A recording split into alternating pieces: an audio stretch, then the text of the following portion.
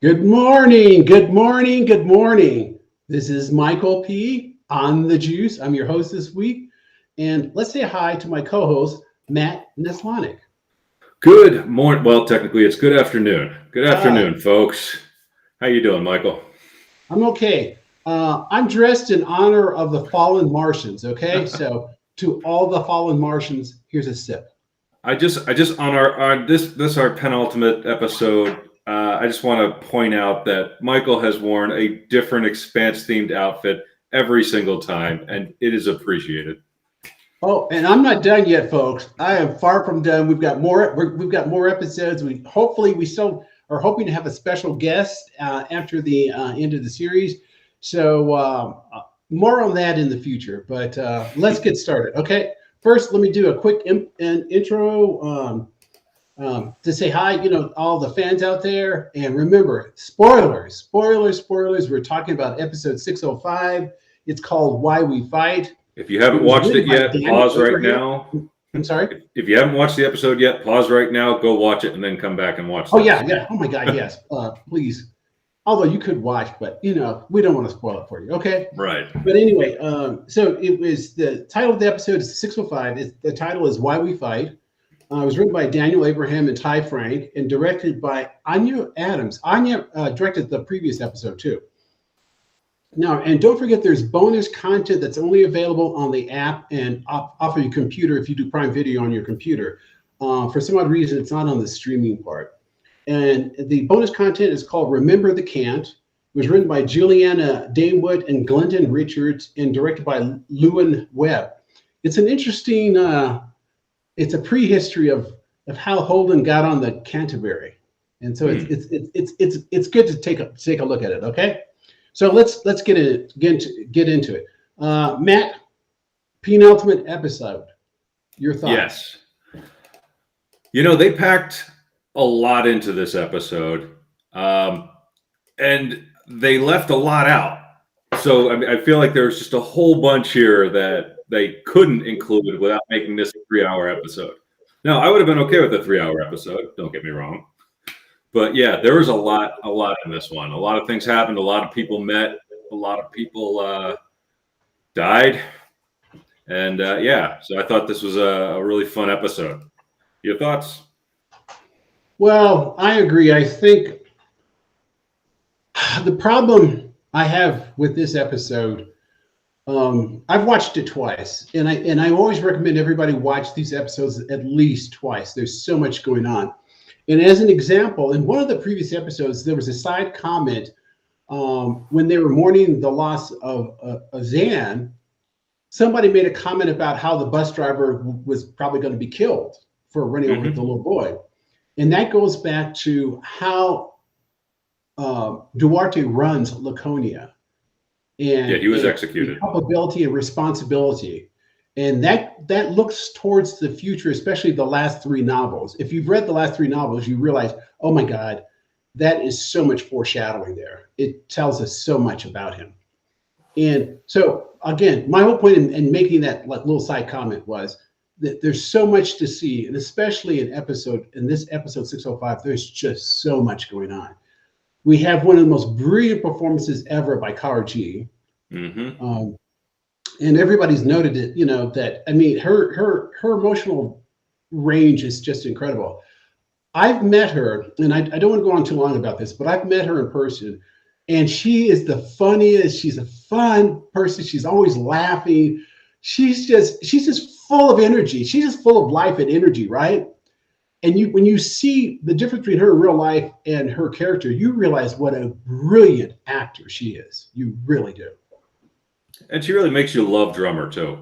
Just everything about her character, like you said, the emotional range from something that could have just been a soldier slash belter character to someone who is just emotionally so invested. I agree fully on that one. She's phenomenal. One of the after shows they've had is with Ty and that guy, and they sat down and they talked to Shoray and to Kara, and they were talking about the complexities that Shoray brings to the role, and her character has changed. Remember, we were introduced to her when she was torturing that belter. I mean, literally, she's torturing him by making him stand in Earth gravity, right? Mm-hmm. And so she's changed. And one of the questions I asked Shoray was whether or not, whether or not Avasarala understood the Belters. So what do you think? Do you think she understands the Belters? I think she does now. I think that's something that has changed. And that's something she even touched on in this episode. She's like, I chained a Belter to the wall just to torture him. And this is what I am to these people. But I think she started to see that it's not just these people anymore, if that makes sense. Well, it took a long. You know what? My question is, do you come by it because you understand them better, or because you're forced to understand them better? And it's always better if you just come to understand them better than being forced to. And at least that's my opinion. And she made some comments to that effect. When she and Drummer had their confrontation. I don't want to go to that just yet, because that is such one incredible scene that should have been. That scene should have been in episode 8 or 9. Okay, 8. It should have been in episode 8. That scene should have been in episode 8, because there's so much that led up to that scene that we didn't get, because we only had 6 episodes this season. But I'm going to walk away from that for a second, because that scene, we need to sit there. We need to discuss that in some more detail. Let's start on Laconia. A lot happened. The Martian strike failed to take back Medina Station and to take back the ring space, because they had underestimated Marco. Now, did they underestimate Marco, or they underestimated Marco, and they underestimated the Martian separatists? What are your thoughts about that? Yeah, I mean, that's the thing. I don't. The Martian force did. Because Avasarala has been saying the whole time, no, we shouldn't be confronting them head on like this, because I don't know if she knew there was something more, or she just didn't want to underestimate Marco. And, she was right in that sense, because they got to the ring and they got destroyed by the railgun placements that they had no idea of. Well, they completely underestimated them. Yeah, obviously what you'd hope that they would have done is maybe a little bit more spying or something, that there's, they made assumptions. Remember, this is the second time we've seen the Martian arrogance at work. Remember with the when they were attacked by that stealth one in episode, in season 1, and they were so sure they could take it out, and it turned out that stealth ship. So it's that same arrogance again. Well, yeah, I mean, and it seems like the whole Martian mindset, as through the books and the TV, is war first and then talk later, and that doesn't always work, as we've seen now a couple times. More recon would have been useful. They didn't have anyone out at the ring, so they couldn't have watched. They had no idea what was actually going on out there, so they just rushed out there and got destroyed. And that seems to be something that's commonplace for the Martians in the book, in the show. Well, but the other thing too is the Martians, for whatever reason, they seem to have forgotten that that Duarte left and took so much with him. So, and they knew that Duarte is working with Marco. So, why would they assume that Marco's ships inside the ring were of a lesser power than their ships? I mean, that was their assumption going in there, that they would have no problem dealing with that, because they took care of the ships on the outside, and they assumed the ships on the outside were just as easy targets as the one on the inside. Mm-hmm. Yeah, and then they fired up those rail guns on the rim. So now with those 6 rail guns, they have the entire ring covered. And those are some seriously powerful rail guns. I have to admit, this season, the visual effects and the fighting in space have just been awesome. There's no other way to describe it. It is beautiful to see that stuff happening, and you feel it. It's a visceral feeling as we see, the power of these ships and the railgun as it fired off. And they could have so many railguns. Remember, the wonderful thing about it, again, the science, they talk about the inertia because the railguns, when the railguns fire off, there's a pushback, that's science. But the way the ring station is set up, it goes like, I'm not moving. I don't care. I'm not moving. Perfect placement. Yeah, it is.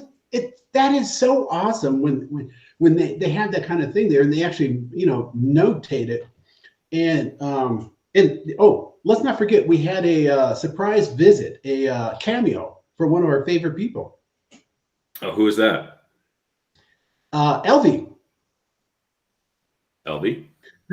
Remember the scientist that went with Holden and witnessed that machine, that alien machine that was not from the builders, but were from the destroyers of the builders on Illis? And so she figured out the energy stuff. Whereas in the books, there's a change from the books. Should I mention that there's a change from the books? Yeah, go ahead.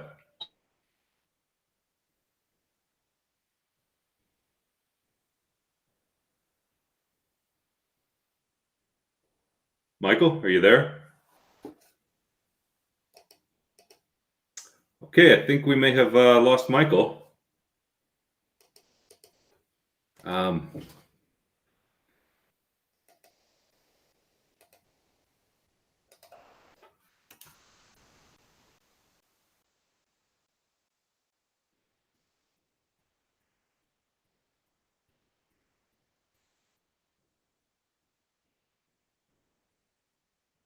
Brandon?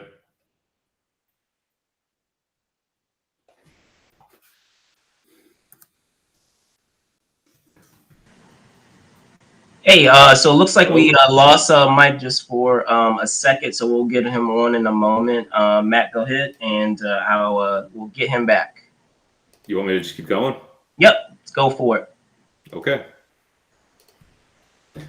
Okay, so we lost Michael. We'll have him back in a few minutes. One thing I wanted to touch upon that we to start off the episode, we started off back on Laconia. So my whole prediction before was this was going to be some Pet Cemetery kind of stuff, and it turned out I was right.